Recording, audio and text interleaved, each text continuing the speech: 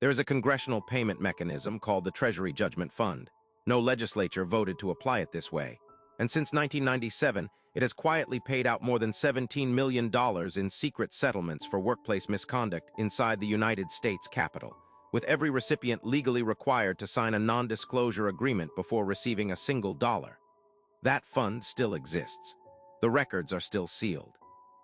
The Treasury Judgment Fund is a permanent standing federal appropriation. It lives at 31 U.S.C. 1304. Its original purpose is to pay court judgments and settlements against the United States government, routine litigation, proper process, public record. That part is visible. What it became is something different.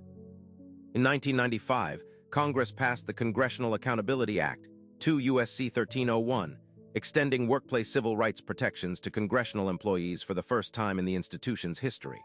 It also created a private internal system for resolving workplace complaints. When a Capitol Hill staffer files a claim against a member of Congress, harassment, discrimination, wrongful retaliation, the case enters a confidential mediation track. If a settlement is reached, the money does not come from the member. It is drawn from the Treasury Judgment Fund, from the American taxpayer. That is not an oversight. That is the design. Here is how that design came to exist without a public debate. Before 1995, congressional employees had no formal civil rights protections at all. Members of Congress had explicitly exempted their own institution from every major workplace law they passed: Title VII, the Age Discrimination in Employment Act, the Americans with Disabilities Act. They wrote the rules for the country. They wrote themselves out. The Congressional Accountability Act was presented as the correction. Congress finally applying to itself the standards it imposed on everyone else. That framing held. What received almost no public attention was the resolution structure embedded inside it. Complaints would move through a confidential process managed by a body called the Office of Compliance. Settlements would be sealed. The payment mechanism, the Treasury Judgment Fund, required no separate congressional vote. The money was already there, permanently appropriated, waiting. What Congress created in 1995 was not just worker protection. It was a permanent, pre-funded, sealed system for handling accusations against its own members, paid for by everyone except its own members. Who controls that system now? The Office of Compliance was renamed the Office of Congressional Workplace Rights in 2018, after investigative reporting in Politico and BuzzFeed News exposed the $17 million figure and the mandatory non-disclosure requirement. A reform law followed. It made members personally liable for harassment settlements in their own offices. It required public disclosure of settlement amounts going forward. What it did not do was open the historical record. Every settlement between 1997 and 2018, every name, every office, every dollar remains sealed. The non-disclosure agreements are contractual obligations. The identities of the members involved are not public. The reform left the vault closed and called that accountability. Here is what this mechanism means for an ordinary person.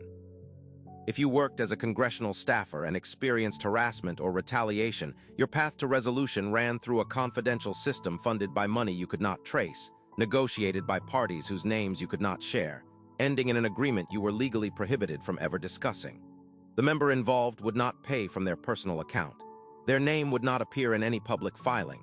They would continue serving, continue voting, continue being re-elected by constituents who had no way to know what their representative had done, because the mechanism designed to address the harm was specifically designed to prevent the public from learning about it.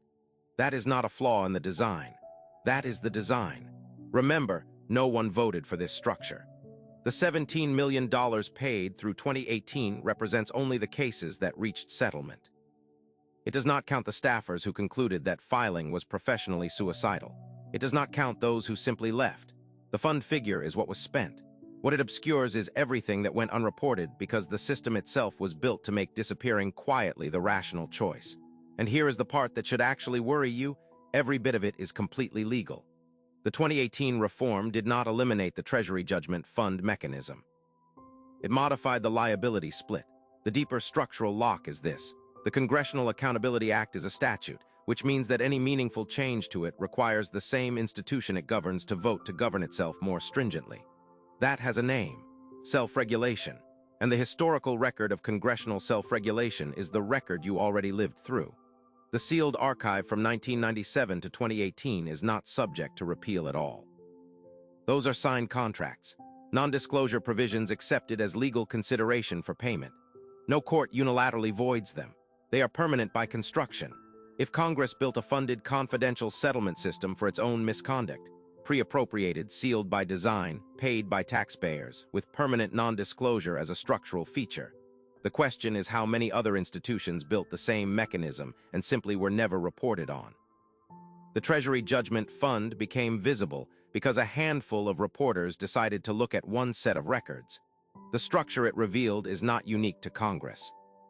Every institution that writes its own accountability rules, funds its own resolution process, and controls its own archive is operating inside the same logic. The difference between the mechanisms you know about and the ones you don't isn't whether they exist. It's whether anyone looked.